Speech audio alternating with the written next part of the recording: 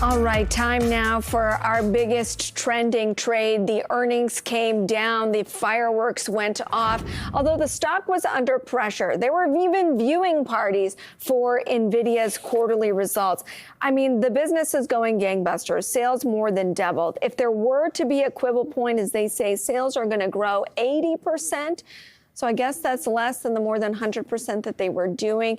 But they talked pretty optimistically about working through some supply constraints around their next generation semiconductor chip. The big question, of course, is what to do with the stock. It's been a high flyer over the year. It's been consolidating recently. Let's put it to a bull, and we'll put it to, I call him a bear, but technically he's got a neutral in the stock. Let's bring in Dan Ives. He's an analyst at Wedbush. He represents the bulls, and Gil Luria, senior software analyst at D.A. Davidson. And Dan, because the stock is under pressure, let's kick it off with you.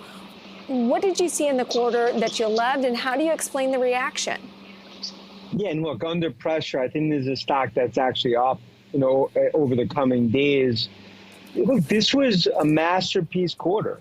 I mean, they should print the press release off and put it in the Louvre in terms of what we saw from a demand perspective, the Blackwell delays, that those fears bark was worse than bite.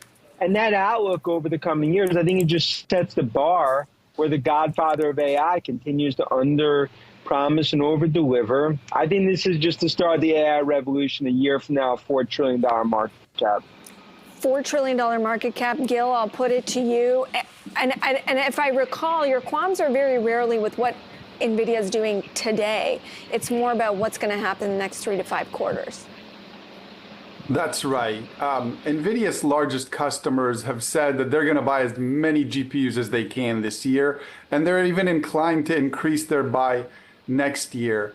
But they have at some point to get a return on that investment. Their customers have to get a return on that investment. That is absolutely not happening. What's happening right now is a lot of gamesmanship between these companies. Microsoft, Amazon, Google, and Meta are trying to make sure they're not last to having a lot of data center capacity. They're calling it over-investing. And when you over-invest, that means that at some point down the road, you're going to wind down that investment. And that's what these companies intend to do. And that maybe happen as early as next year. Street expectations are now for NVIDIA to reach $200 billion of revenue in calendar 2026. For that to happen, Microsoft's margins will be eroded by 2, 3, maybe even 4 percentage points. Both Dan and I, who cover Microsoft, have Microsoft's margins declining this year. And that's not something that their shareholders will accept for very much longer. Dan, your response? Look, I think what Gil's talking about is really like customers, they need to see the use cases. They need to see the ROI. And no one is doubting about what the demand curve looks like. I think the next phase, and we've talked about it, because this is more than NVIDIA. This is a fourth industrial revolution that's being built out. It's about second, third, fourth derivative plays. And if you look at earnings, you look last night what the Godfather talked about, this is really called the first, second inning of a 9-inning game, $1 trillion of AI CapEx coming out. And look, and I just think fighting that trend, we continue to view it. It's 9 p.m. in the AI party that goes to 4 a.m. And look, Gil's invited to the party. And look, I'm not saying at one point the music doesn't go off. There's glass in the dance floor. It's 9 p.m. So you dispute this idea that in 3 to 5 quarters, the party's over, Dan? Look, I think at one point it'll be 4 a.m. and then there could be after parties. But I believe as long as the ROI is there, and not just on the hyperscalers, but even governments, enterprises, as this all starts to take place, this becomes bigger than NVIDIA. This is really the foundation of what I view as the tech bull market over the coming years. You put that in your note. $1 spent on an NVIDIA chip is an $8 to $10 multiplier across the tech sector. Explain how that works. Look, and Gil talked about Microsoft. Like, that's really the bigger story, is that you buy an NVIDIA chip, it doesn't stop there. What's the software? What's the hyperscale? What's the use case? What's the infrastructure? That's the multiplier across tech, which is why right now, I mean, it was good to hear from the bears last night for a little, but the bears, they've been in hibernation mode, right, for a few years. And every once in a while they come out. I get worried about it, when I don't see them, but I think that's going to continue to be the trend. So, Gil, here we have Dan saying you've got this multiplier. The party's going to go on. Another trillion is going to be added to Nvidia's market cap. What do you say? First of all, thank you, Dan, for inviting me to the party. Dan has become the voice of this AI revolution. It couldn't have happened to a better guy. What I think is going to happen is a year from now, most of generative AI is actually done on an Apple device or on an Android device, which is to say not on Nvidia chips. So the party will certainly go on. AI is just at the very early stages. It's just that Nvidia will no longer have exclusivity over the hardware upon which AI is happening on.